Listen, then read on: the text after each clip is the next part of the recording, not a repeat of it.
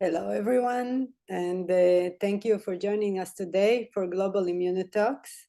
I'm Asia Rolls, and I'm going to introduce today's speaker, Andreas Wack, from the Francis Crick Institute. Thank you for joining us today. My pleasure.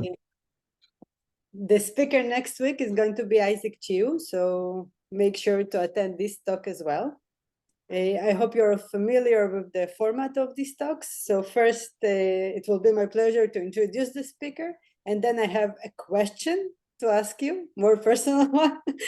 And finally, it's going to be a continued discussion over online, because the questions are going to be posted, as you know, online, and we will have everything on the information in the last slide, and feel free to use this format. So today's speaker is going to talk. The title is Lung Infections, Interferons, Macrophages, the Good, the Bad, and the Unexpected. So Andreas Wack studied in Constance, Brighton, and Milan. Sounds like a good path to do. And he did his PhD in NIMR and Mill Hill.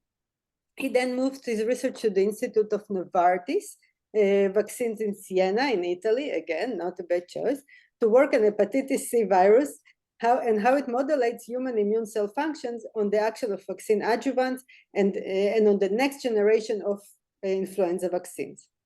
In 2009, he returned to the academia, starting his own group at the NIMR and becoming principal group leader in the Francis Crick Institute in 2015. His lab investigates host responses to respiratory viruses and bacterial infections, studying the biology of lung epithelia and endothelia, the action of type 1 and type 2 interferons in immunopathology, tissue damage, and repair, and the long-term effects of the acute infection on lung immunity. I'm looking forward to your talk, but before we go to this talk, I would like to ask you, what role has serendipity played in your scientific discoveries? Yeah, thanks very much. Yeah, that's an interesting one. It is. So I will talk quite a bit about interferons today, and actually we ended up on working on the dark side, if you want, of interferons for a very simple reason, and that was we didn't have enough B6 mice. So we were looking at, we had just started the lab, and Anogara was kindly sharing her mice with us, but we didn't have enough wild type versus knockout B6 mice. So I simply decided, okay, we have some others. What are they? 1 to 9 mice. Okay, let's try these ones. And we kept using those, and we kept getting weird results with them.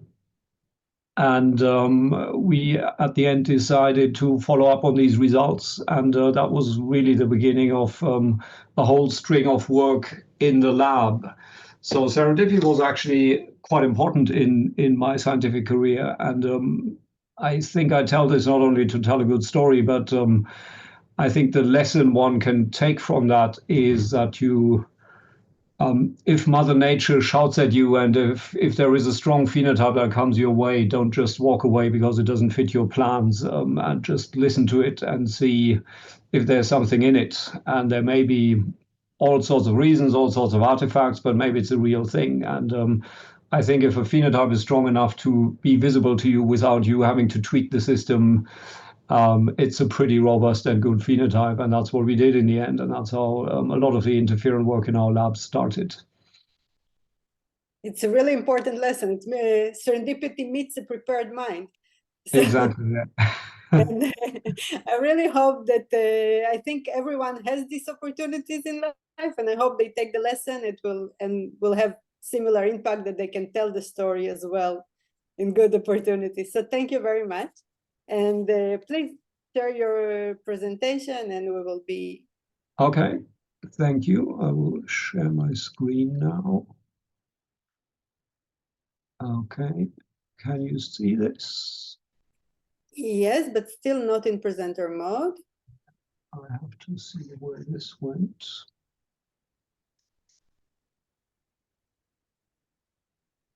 Okay. Oh, here we go.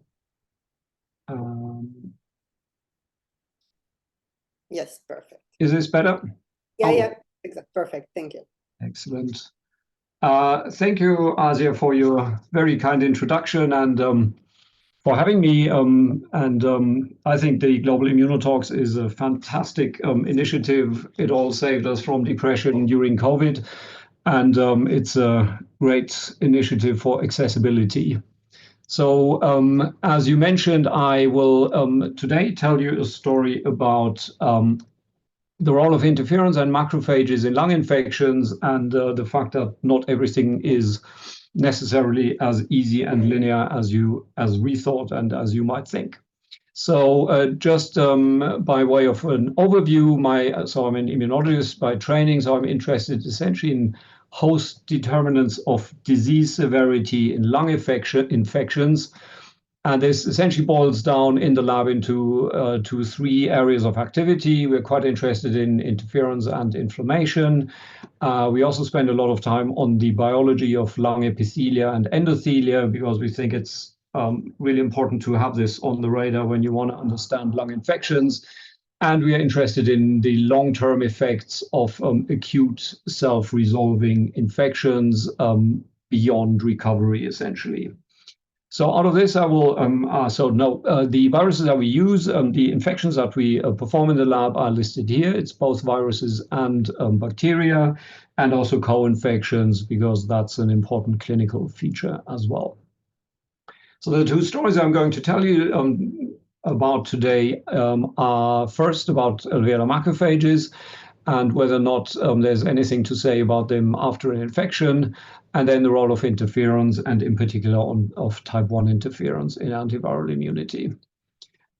So to start with the first story, we asked a very simple question, and that was, do prior infections actually have an influence on an ongoing infection?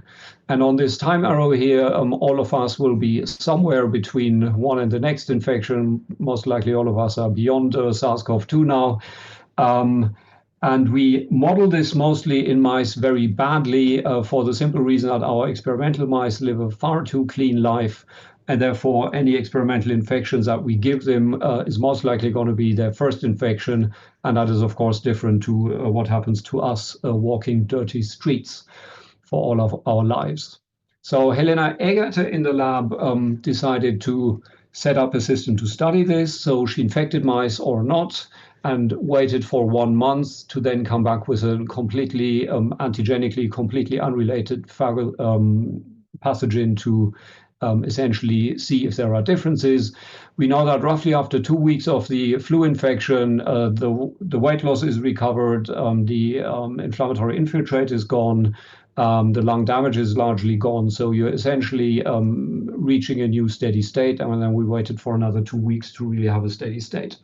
Now, what she found, and this is now some years ago, is that a prior flu infection, in fact, protects you from the subsequent strep infection. So you see here lower mortality and lower clinical scores for the flu-experienced mice.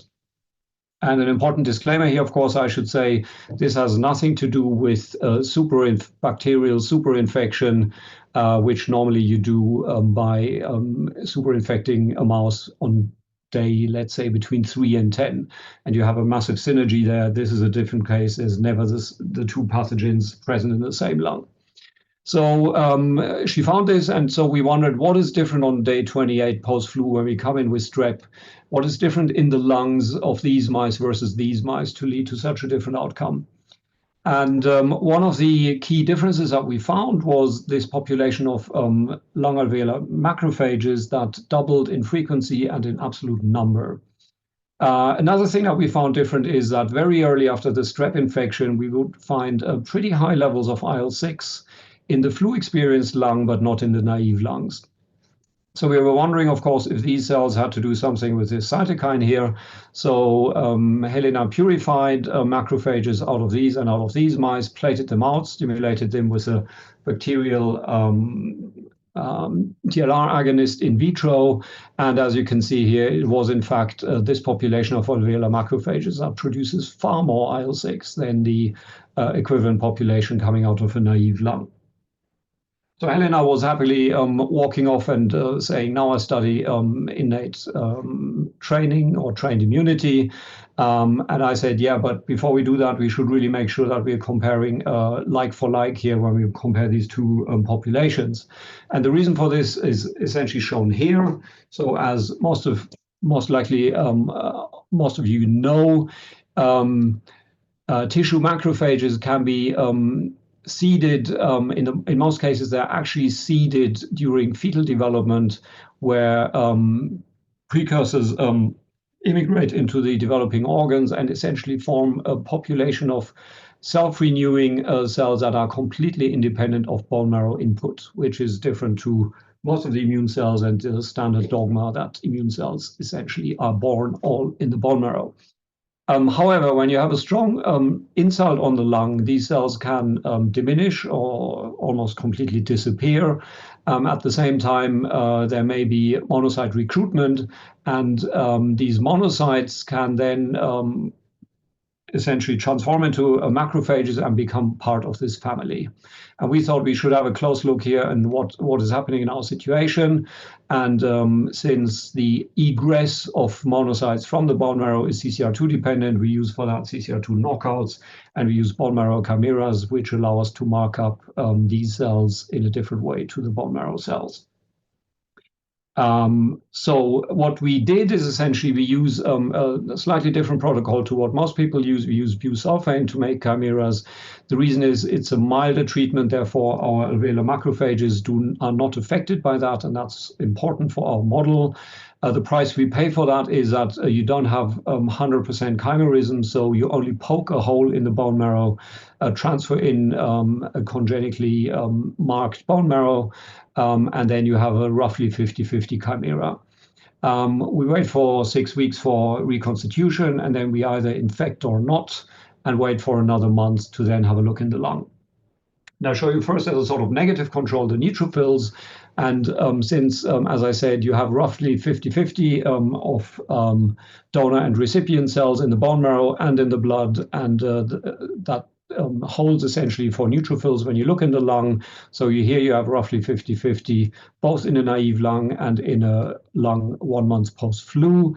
And since neutrophils don't care about CCR2, if your bone marrow input is wild type or CCR2 knockout, doesn't make any difference.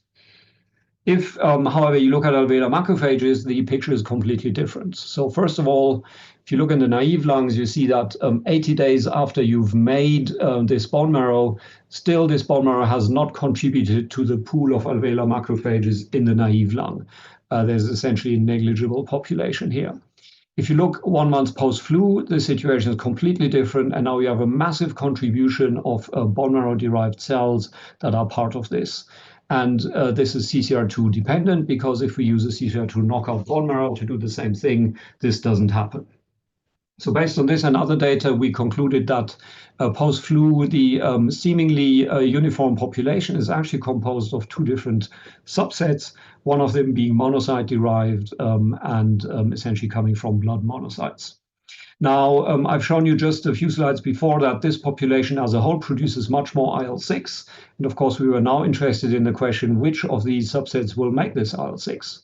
And in order to answer this unequivocally, we had to turn around the, the chimeras, use now CCR2 knockout recipients to be able to unequivocally assign fetal origin or bone marrow origin to the cells. And what you can see here, if we look at who produces the IL-6, it is exclusively the bone marrow-derived, monocyte-derived cells that have this increase in IL-6 production post-flu, whereas the fetal-derived cells, we don't find any difference between naive and post-flu lungs. So of course, we were interested not only in IL-6, but in more than this. So we did a full, for global analysis, a full transcriptomic analysis. So here you see the 3 populations that we can get in decent numbers. The fetal-derived cells coming out of a naive lung, and then either the fetal-derived or the bone marrow monocyte-derived cells coming out of the same flu-infected lungs, which we can sort apart by the CD45 congenic marker. And I think it's pretty easy to spot which is the outlier here. PCA analysis shows us the same thing. So essentially what counts is not really what happened to the mouse, but the origin of the cells, where the fetal-derived cells cluster together quite closely, and it's the recruited cells that are far away from this. So the two things that struck us here is really, A, that the cells from this mouse and out of the same mouse, these two populations, they look for all the markers that you like and all the macrophage markers that we all know and love. They look like one population. Only if you take them apart like this, you find this difference. And the second thing that struck us is that if you compare the fetal-derived cells from a naive and a flu lung, how little transcriptomic difference there actually is. So of course, we wanted to do some sanity checks to see if what we are seeing here makes sense. So many people had already sequenced alveolar macrophages from naive lungs. And when we did a gene set enrichment analysis, where our ranked gene list here is made between the resident and recruited alveolar macrophages coming out of the same mice, we find that prior data, for instance, from Manfred Kopf's group or from Gwendolyn Randolph's group, clearly show that their resident alveolar macrophages look very much like our resident alveolar macrophages from the flu mice.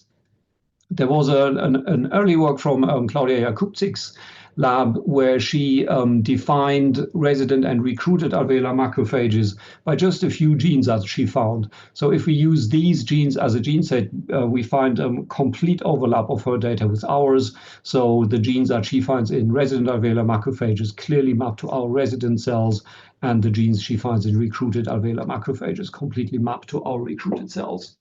So if you look at pathways, then what we found is essentially that the monocyte-derived population is the one that really takes care of the immune response in this situation. So you find as enriched pathways, immune system, cytokine signaling, and innate immune system. And I should say these are not selected pathways, but it's really the top 5 enrichment scores that we found when we did this analysis.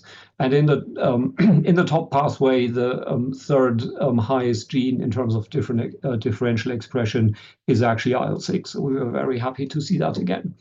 If you ask in contrast, what is enriched in the resident alveolar macrophages, you find all sorts of pathways that are linked to homeostasis and to fatty acid metabolism. And you find essentially nothing that has to do with the immune response. So with this, of course, I do not want to say that these cells cannot do anything in terms of an immune response. But what I want to say is, if you have a situation where you have a mix of these two subsets here, then it is clearly the monocyte-derived cells that run the show when it comes to an immune response. So we were wondering, where does this signature that looks so different to the resident cells actually come from? And the first hint came from another comparison with published data that now is from a shared study between Miriam Mirad, Ido Amit, and Stefan Jung, where they not only looked at lung macrophages, but also at blood monocytes. And we found that the transcriptomic signature of our monocyte-derived cells, even 1 month after they've left the blood and they've turned phenotypically into alveolar macrophages, still very much resembles the transcriptome of blood monocytes. So essentially, while by our FACS markers, these cells already look like an alveolar macrophage, in terms of transcriptomics, they are still pretty much like monocytes. So we wanted to go further into this and did ATAC-seq analysis to essentially look at the epigenetic makeup of these populations. Now here you have 6 different treatment groups. Don't worry about it. This is in vitro stimulation with PAM-CSK or not. But as you can see, the 3 groups here are pretty identical to these 3 groups. So essentially, if you just concentrate on the comparison between the resident and recruited cells coming out of a flu lung here, first of all, what you notice again in the PCA analysis is that, again, it doesn't matter what happened to the mouse, and it doesn't even matter that much that we stimulate in vitro. But what really makes the difference is the origin of the macrophages, and they're either monocyte-derived recruited macrophages or they're lung-resident fetal-derived cells. Now, if you look at the top pathways that where you find accessible chromatin intervals in cluster 1 and cluster 3, so these areas that are accessible in the recruited cells, in the monocyte-derived cells, you find immune system process and immune system process. And in contrast, if you look at cluster 2 and 4 that are more accessible in the resident cells, you find regulation of cell cycle and lipid storage. So again, homeostatic functions. And accessible peaks in the IL-6 locus were really quite strongly enriched in the cluster 1 and cluster 3. So we wanted to have a closer look at this, and I show you here the IL-6 locus. So here's the gene. So this is all upstream of the gene. And if you just home in again on the two bottom lanes here, which are the monocyte-derived cells or the fetal-derived cells coming out of the same flu-experienced lungs, you find that there are clearly intervals that are more open in the recruited, in the monocyte-derived cells in green here. And if you then go to the ImGen database and look for accessible chromatin in blood monocytes, you find peaks of accessible chromatin in blood monocytes exactly in these places. So we think that deep in their hearts and deep in their nuclei, these cells are still, these monocyte-derived alveolar macrophages, still 1 month after recruitment into the lung, they are still pretty much a monocyte.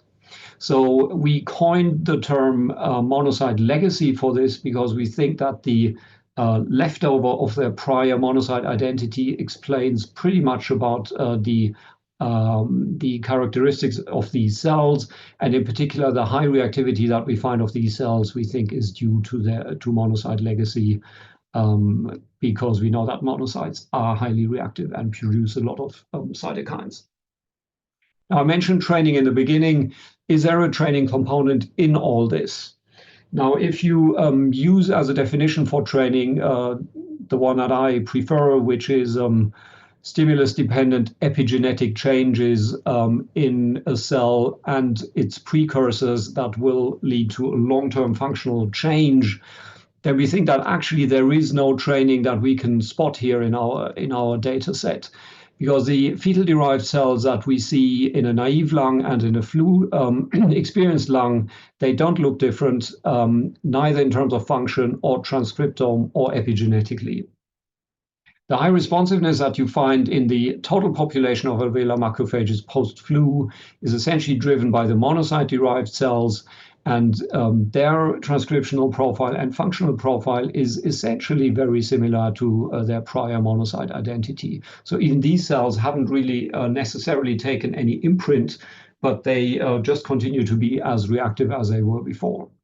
So to kind of visualize this, I show you this figure here. If you compare naive lungs and lungs 1 month post-flu, you in one case talk about a homogeneous population. Here you have a mixed population. If you just sort out these two populations and compare them, they will look very different.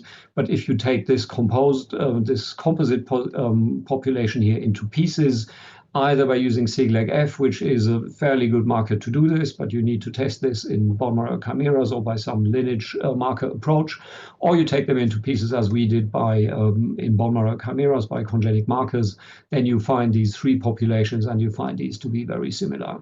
Or in other words, the risk is if you essentially do analysis in bulk on this population, you mix these two transcriptomes, they will look, of course, very similar to this transcriptome here, and you may draw the wrong conclusions from that. But what you actually are doing in this moment is essentially comparing apples, not to oranges, but a mix of apples and oranges, and that may just be slightly misleading. So we use this term monocyte legacy, and I explained what we think about this. It's a very pretty term, but we feel we have to kind of prove further that this is really what's happening here.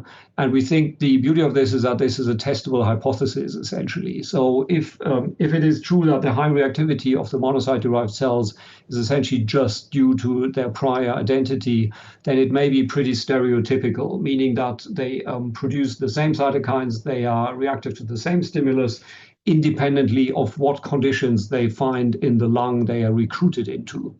So Crisante Iliakis in the lab has spent quite some time setting up alternative ways of recruiting monocytes into a lung, and in particular into lungs of different degrees of inflammation. And so what we're using here is clodronate liposomes to get quite efficient recruitment of monocytes and monocyte-derived alveolar macrophages into the lung. And what we are studying at the moment is essentially what is the functional and transcriptomic profile of cells of monocyte-derived alveolar macrophages developing in such a very low inflammation lung as compared to the very inflamed lung that we have in the flu infection. And we're actually adding a few more stimuli to this to do this comparison. Now, this high reactivity of the monocyte-derived cells wanes over time. You can see this here. The high percentage of IL-6 positive monocyte-derived alveolar macrophages is much lower already 2 months post-flu. The protection from strep infection that we find at 1 month post-flu, that's what the data that I've essentially shown you before. If we strep infect 2 months post-flu, this added protection is gone. That's the black squares here. So you have no benefit anymore. And this goes together very nicely with the transcriptomic data that we find, which is essentially shown here in this heat map of the single transcriptome condensed into one square. So the first thing that you notice here is this big blue block of fetal-derived alveolar macrophages that are always transcriptionally very, very similar, no matter if they come out of a naive lung, out of a post-flu lung, and how long the flu infection has been in the past. You see the biggest outliers are the 1 month post-flu monocyte-derived alveolar macrophages that I've just shown you. 2 months, 1 month later, so a total of 2 months, they're already much more similar, less red, but they still cluster completely away from this blue block. If you look at 4 months post-flu, these cells now start to cluster in terms of transcriptomics with these cells here, so they become more and more similar over time. Therefore, maybe what I said initially has to be qualified. It is not really about origin, what happens in the lung, but it is essentially about how long have you been exposed to the lung tissue to change your transcriptome into what is required in the lung. And so the way we sort of conceptualize this is shown here. We call this immunosedation. So we've seen that alveolar macrophages have low immunoreactivity, blood monocytes have high immunoreactivity. When you infect the lung, then you get these highly reactive cells essentially invading the lung. And over time, they start losing their high reactivity and become more and more similar to the fetal-derived alveolar macrophages that sit in here and essentially never change function over time. So to sum up this first part, what I've shown you is that after depletion of resident alveolar macrophages, monocytes are recruited into the lung. These monocytes turn into alveolar macrophages in a pretty short period of time when you talk about surface markers. So they look to us like an alveolar macrophage, and they are an alveolar macrophage in certain respects. But they retain the monocyte reactivity and also the epigenetic and functional characteristics. And this is what we call monocyte legacy. We are working on this question at the moment: is the initial high reactivity in any shape dependent on the recruitment stimulus? And watch this space. There will be something to come at some point. What I've also shown you that over time, these monocyte-derived cells become more and more similar to the original fetal-derived resident alveolar macrophages in all these terms. And this is what we call immunosedation. And we are studying also quite intensely what drives this immunosedation and which tissue factors in the lung are essentially in action. And at this point, I would like to acknowledge the fabulous individuals who've worked all this out. So all this was pioneered originally by Helena Egerter in her PhD in the lab, was then massively refined and brought forward by Justina Kulikauskaite. And at the moment, the baton is firmly in Krisante's hands. And Keshav is the latest addition to the team, who's started just a year ago. So that's the macrophage team. So this is all I wanted to tell you about macrophages. And now we move on to the second part of the talk about interferons and their role in antiviral immunity. Now, you may or may not know that interferons are actually were discovered and were named by the fact that they can interfere with viral replication. So they are the quintessential antiviral cytokine. And the way this works is essentially shown here. So when cells are infected by a virus, there are viral pumps that are sensed, leading to the induction of the interferon genes. Interferon is produced, secreted, and then can then bind back to interferon receptors either on the same cell or neighboring cell. This triggers another signaling cascade, leading to the induction of a battery of hundreds of genes called ISGs, interferon-stimulated genes, many of which encode for antiviral function. And this antiviral state that you establish in the cells will then block the life cycle of the viruses. So interferons are wonderful antiviral agents. However, this is not the end of the story. Since interferons do lots of other things as well, you have to factor them in if you want to understand if interferons are a force for good or for bad, even in a viral infection. So first of all, interferons are massive, very potent immunomodulators. They can change the function of many, many immune cells. They are produced in massive amounts by immune cells, and I show you here prototypically the plasmacytoid dendritic cell, which produces far more interferon than infected cells. It doesn't have to be infected. Pumps are sufficient for that. So the immunomodulatory function of interferons is also very important. Interferons are also anti-proliferative and pro-apoptotic. And therefore, as I said, if you want to understand the net effect of the presence of interferons, even in a viral infection, you have to factor all these things in and have to understand how things work. And the first time we came across this is quite some years ago now. This was Sophie Davidson in the lab, a wonderful student who's now back having her own group in Australia, in the WEHI. And it was she and I who kind of spotted this serendipitous finding that 1 to 9s were very susceptible to flu. So the way I tell the story in meetings, of course, is different. So we decided to look at different host genetic backgrounds to understand something about a successful antiviral response and an unsuccessful viral response. And we found, like I say, that 1 to 9 mice were very, very susceptible to flu. And in our hands, CBA and DBA mice would essentially follow this path of mortality. Black bulb C mice would sit up here together with the bulb C mice. So we thought, okay, now we can analyze what constitutes the successful response here and the unsuccessful response here. And when we looked at interferons, we were very surprised to see that it was actually the susceptible mice that would produce really sky-high amounts of interferon alpha and beta, so type 1 interferons, but also of interferon lambda. And to prevent your question, this is not an effect that is secondary to an explosive expansion of the virus in 1 to 9 lungs. So when we look for the first 48 hours, and we actually have extended this to 72 hours by PCR, we find the virus load in black 6 lungs and 1 to 9 lungs is identical.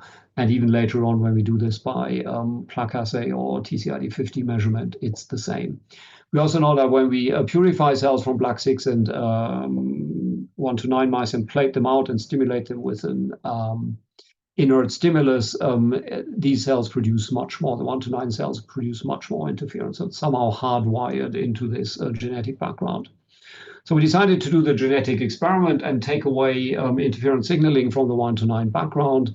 And so we looked at 1 to 9 wild type versus IFNA knockout mice and find that the IFNA knockout mice fared much better in this viral infection, which is certainly a surprise was a surprise to us and certainly a lot of virologically minded people. So this is quite some time ago. So I just summarized what we found in this summary slide here.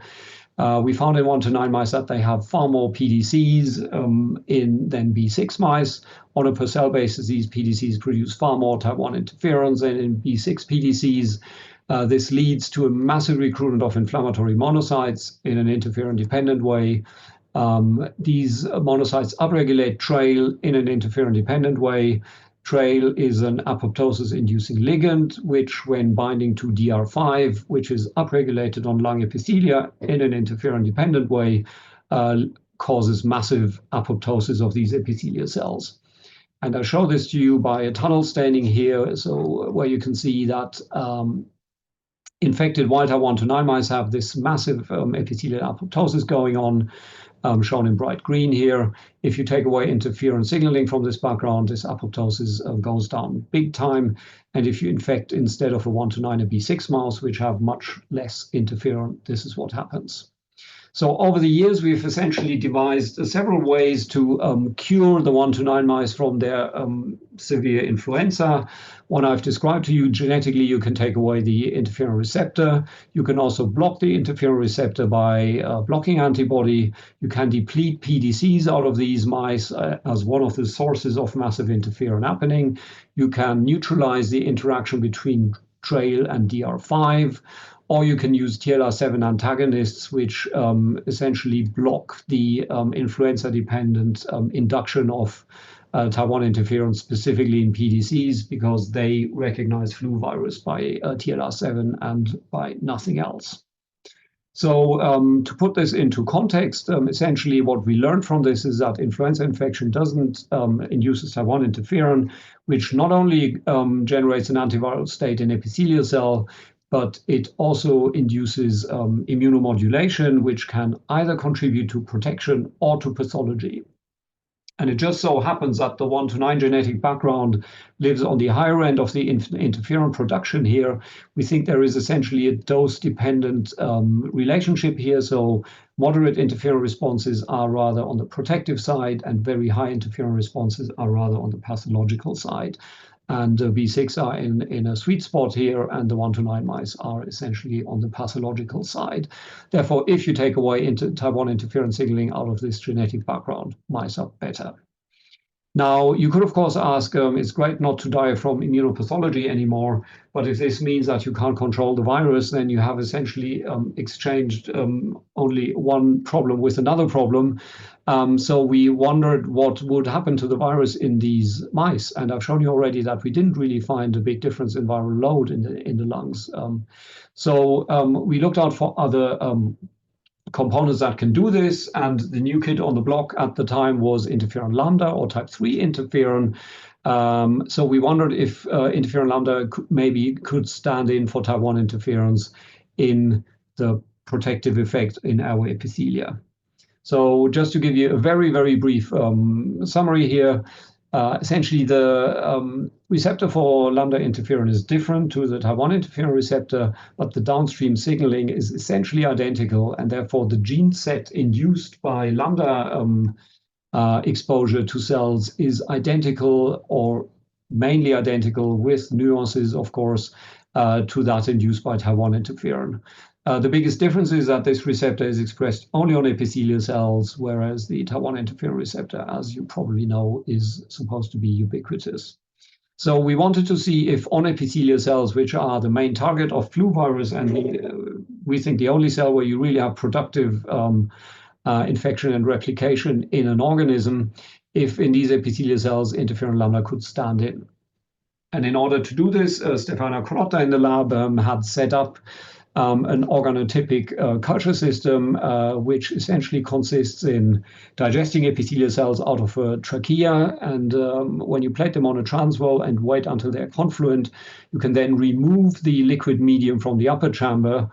And this air exposure, or air liquid interface, or ALI as it is called, causes a further differentiation into an epithelium that is pretty much the real thing as compared to what we have in our airways, containing multiciliated cells and different types of secretory cells.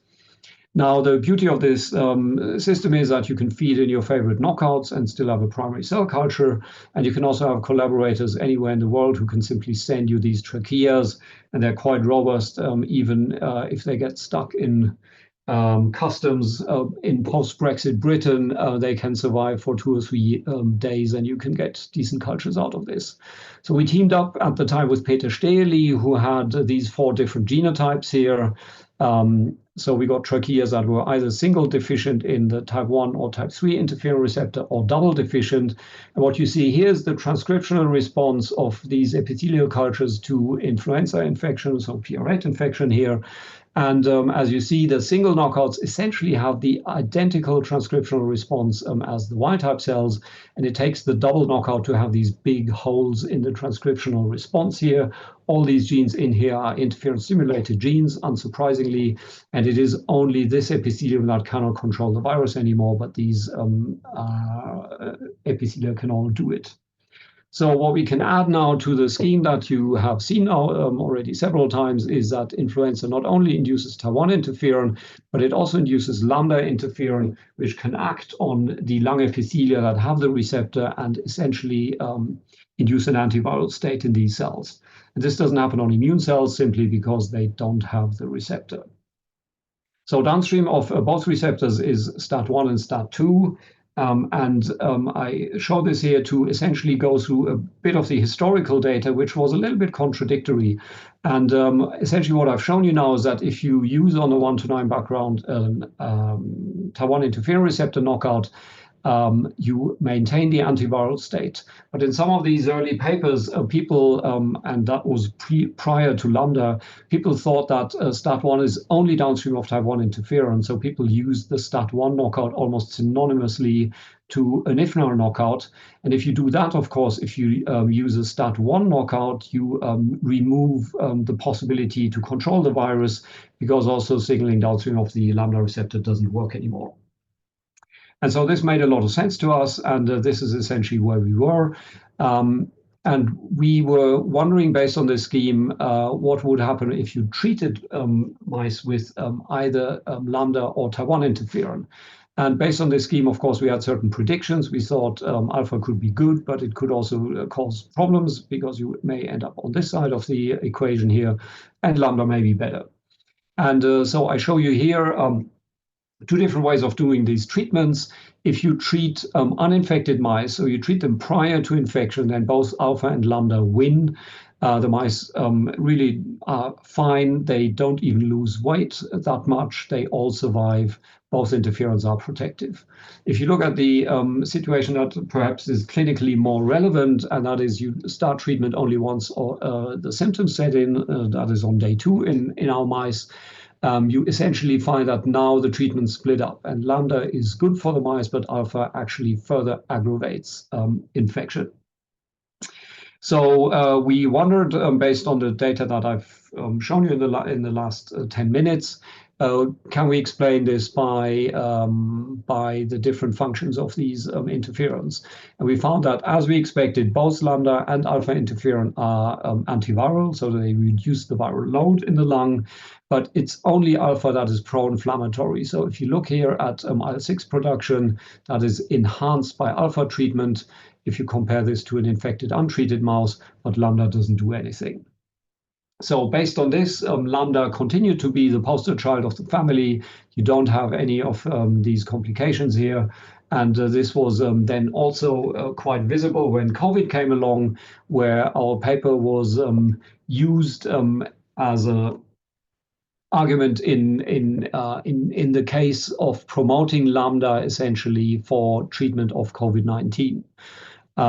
For the absence of the anti-inflammatory effects.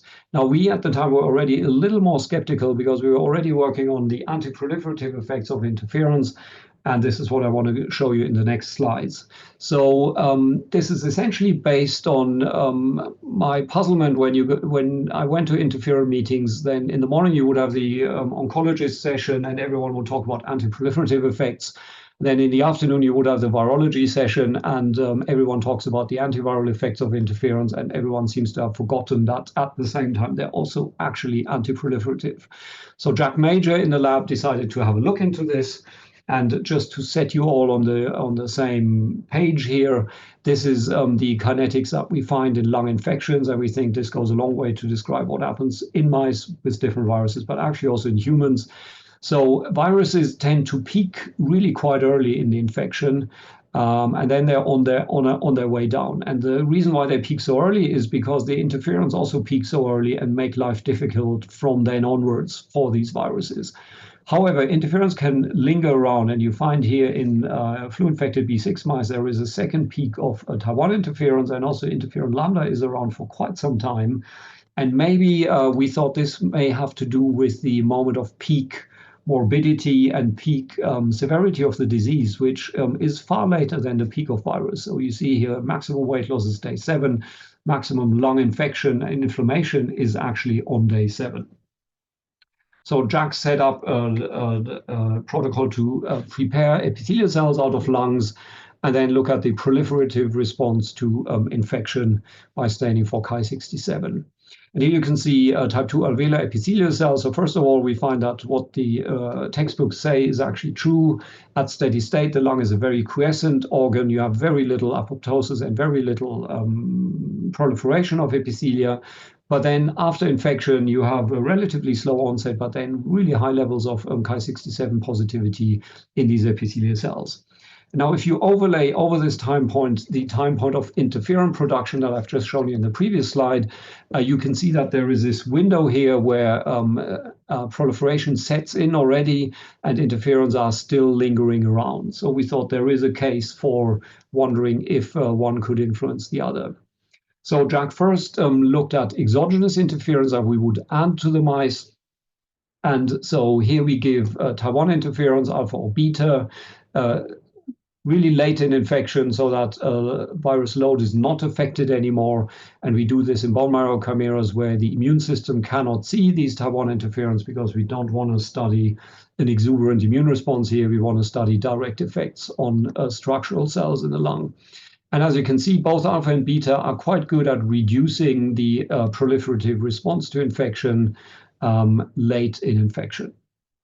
Lambda shows exactly the same phenotype. Here we didn't have to make bone marrow chimeras because the only immune cell in mice that at steady state expresses the lambda receptor are neutrophils. We've depleted neutrophils out of these mice, again, to avoid confounding effects here. And you see that lambda blocks proliferation also quite well. So at this point, of course, we were wondering what happens to the endogenous interferons. Can they do the same thing?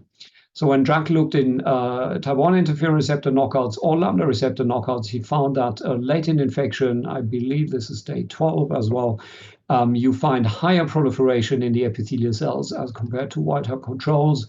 And when he made the inverse chimera, where essentially the immune system is throughout wild type and can see interferons, you see that the results are the same. You have increased proliferation. So the negative effects of interferons on proliferation on epithelia are not only about proliferation, but also about differentiation. So I show you here this beautiful staining for multiciliated cells by acetylated alpha-tubulin. And you can see 12 days after the infection of a lambda receptor knockout, you already have these cells back here. They were gone. We know that because if you do time courses, there is a time window where you don't have these cells anymore. They die off in the infection. And in wild-type mice, you can see that they are still not there, so the recovery and the differentiation is slower. And we quantify this here by this surrogate FACS staining for them. So at this point, we decided we're going to go back. We want to study this in a more direct way. So we went back to the system that Stefana had set up and that I've described before. And you can, of course, interpret the culture system as a damage repair assay because you can hardly do more damage to an epithelium than digest it into single cells. We then plate these cells out and ask them essentially to repair, i.e. to reform an epithelium. And if you treat these cultures during that period with interferons, you see that this beautiful population of cycling cells is massively reduced in the presence of beta and of lambda. This is quantified here, much less so by interferon alpha.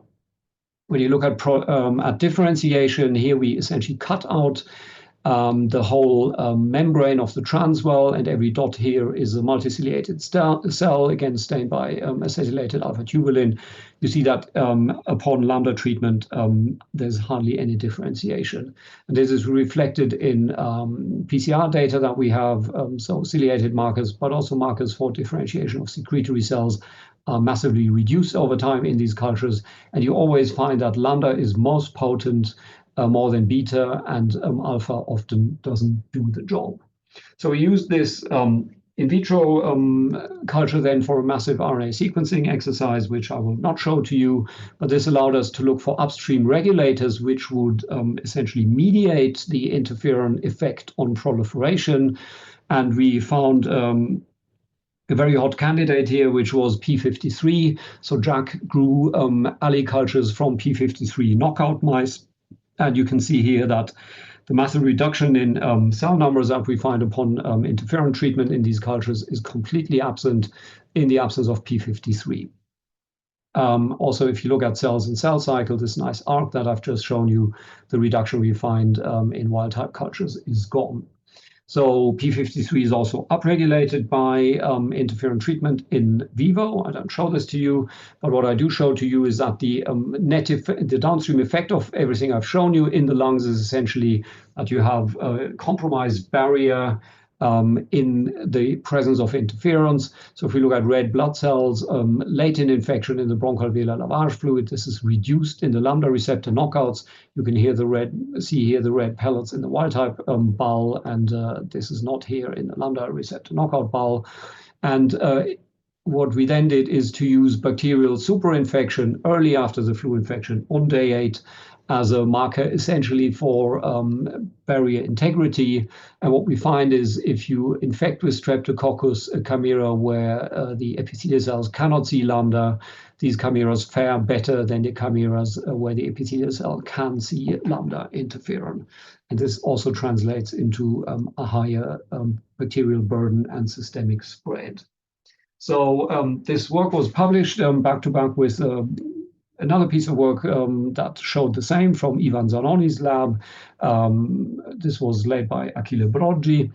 And our work was essentially nicely summarized here by Ram Savan, showing that lambda is induced by viral infection, and it not only induces an antiviral state in cells, but through P53 and P21, as shown by Ivan's group, it can block or delay proliferation and differentiation, thereby compromising barrier integrity, which may aggravate disease and facilitate secondary bacterial infection.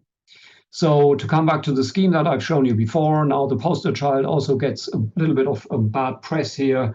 Lambda also has a dark side, and it can induce strongly proliferation, can block proliferation and differentiation, and we think it does this more strongly than type 1 interferons. So to wrap up, how can we look at all this? First of all, type 1 interferons. If type 1 interferons were really only about their antiviral function, and you would think the more you have of them, the better it should be to be resistant to severe influenza. However, the data points I've shown you today and a few others that I haven't shown you essentially don't fit with this curve at all. So you have B6 mice with a moderate response, very resistant, 1 to 9 mice with a high response, not at all resistant. And if you remove interferon signaling from these mice, they become actually more resistant. So if you link up all these dots, you end up essentially with a with a bell-shaped curve where you have a window of opportunity essentially of optimal interferon effects, but you can have too little of it, and you also can have too much of it. And we are quite interested in understanding if you actually have humans that live in this red zone here, so people who would suffer from viral infection, not because they have too little, but they have too much of interferon signaling. Now, an eminent biophysicist named Gideon Schreiber in the Weizmann Institute has done beautiful work in the past where he looks at gene induction as a function of interferon, type 1 interferon receptor occupancy. And we think this is really interesting work to explain our data. And so I just want to run through this very quickly here. He says that the antiviral ISGs are induced upon very, very low interferon receptor occupancy, but they saturate quite early and plateau quite quickly.